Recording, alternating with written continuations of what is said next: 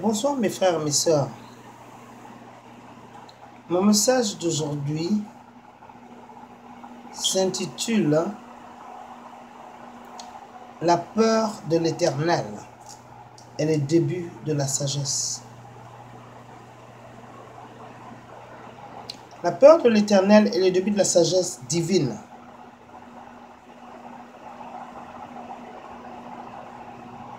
La sagesse du monde et la sagesse de Dieu sont deux choses différentes. Mais la peur de Dieu, la crainte de l'Éternel, c'est le début de la sagesse. C'est-à-dire quand le jour où tu commences à avoir peur de Dieu et à décider de ne plus pécher et de t'éloigner du mal, c'est ce jour-là que tu commences à être sage aux yeux de Dieu. Et c'est un des plus grands problèmes dans l'Église. Et un des plus grands problèmes du monde. C'est-à-dire que les gens savent que Dieu les aime, que Jésus est amour, que Jésus les aime, que Jésus écoute leurs prières et que Jésus pourvoit à tous leurs besoins. Mais c'est difficile pour que les gens réalisent que Jésus qui est amour, Dieu qui est celui qui écoute leurs prières, veut aussi que nous nous éloignions du mal et de faire du mal.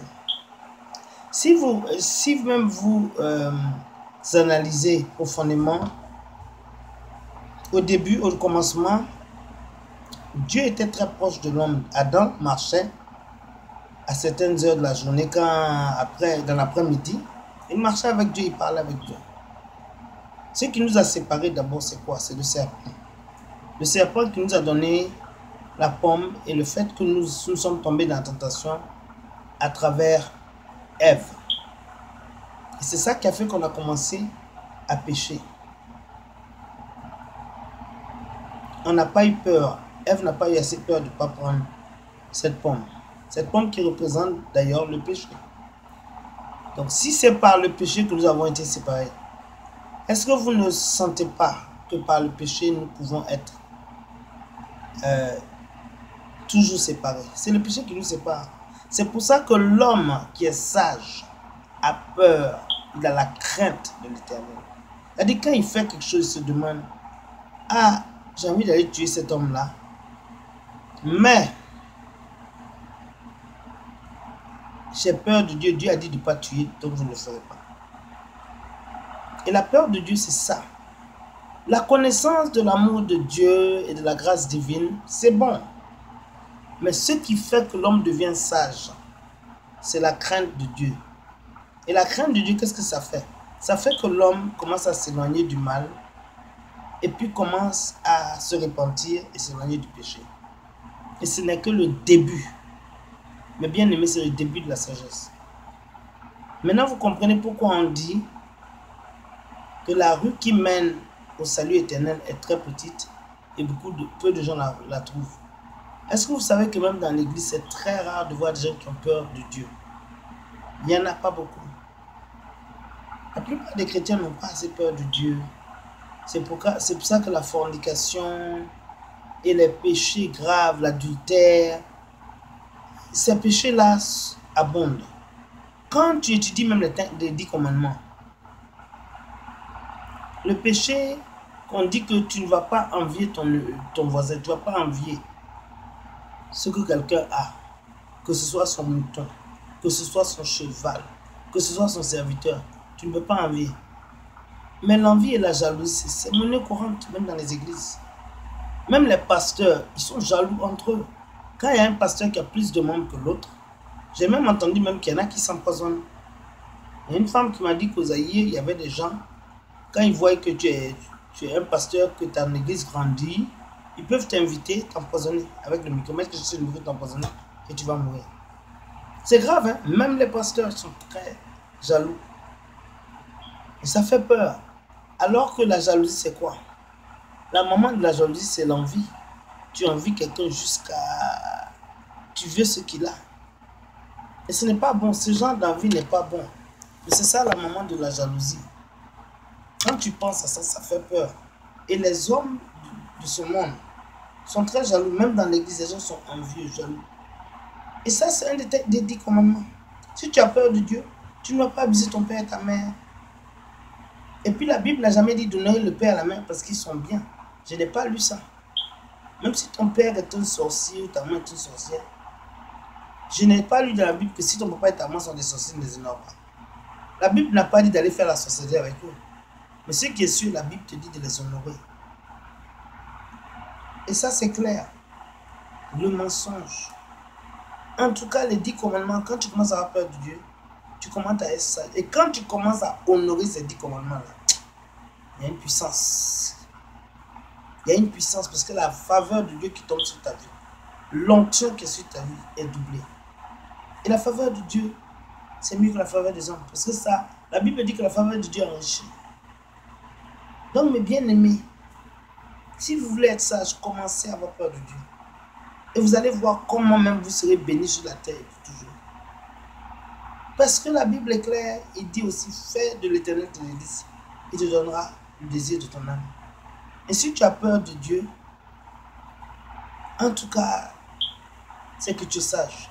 Et ça, ce sont des messages que les gens, c'est très rare que tu vas entrer dans une église où le pasteur parle de la peur de Dieu. Le pasteur ne veut pas froisser les gens. La plupart des pasteurs veulent pouponner les gens. Ils ne veulent pas que les gens soient mal à l'aise. Ils ne font parler que de l'amour de Dieu. C'est vrai l'amour de Dieu. Mais comment tu rentres en affaire si tu n'as pas eu peur de Dieu? Si tu continues à pécher. La Bible est claire que l'âme qui pêche ne verra jamais Dieu.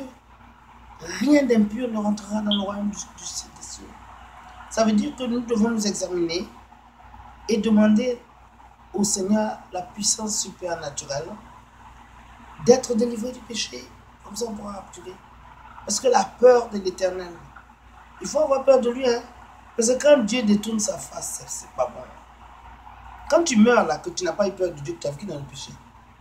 Quand le diable, les démons viennent te prendre pour t'amener en enfer, Dieu détourne sa face. Et quand tu lui demandes, il dit, et quoi toi, moi je ne te connais pas. Il te dit qu'il ne te connaît pas.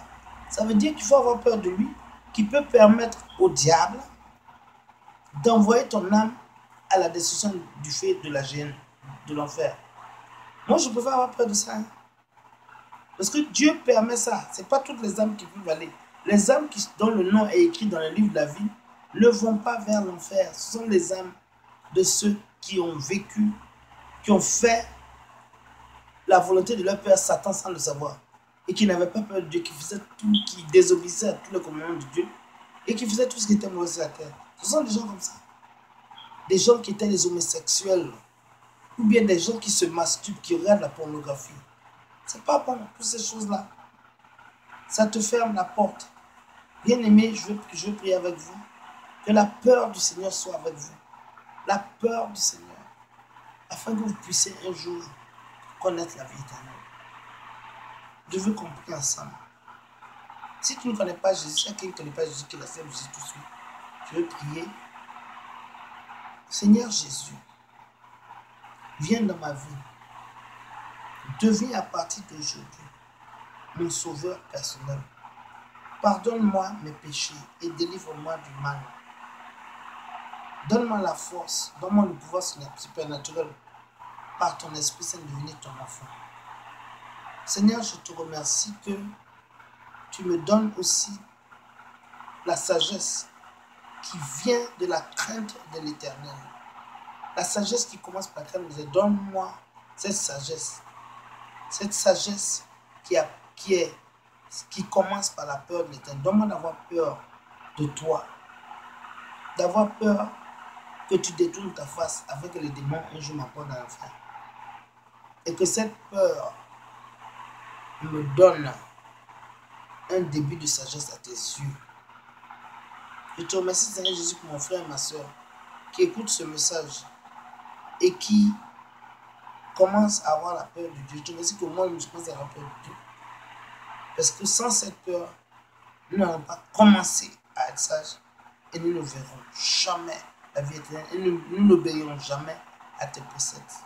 Je te remercie pour mon frère et ma soeur qui regardent, pour le fait qu'ils auront peur de Dieu et qui vont se détourner du péché. Est-ce que nous avons prié, que nous avons cru? Au nom de Jésus-Christ. Amen.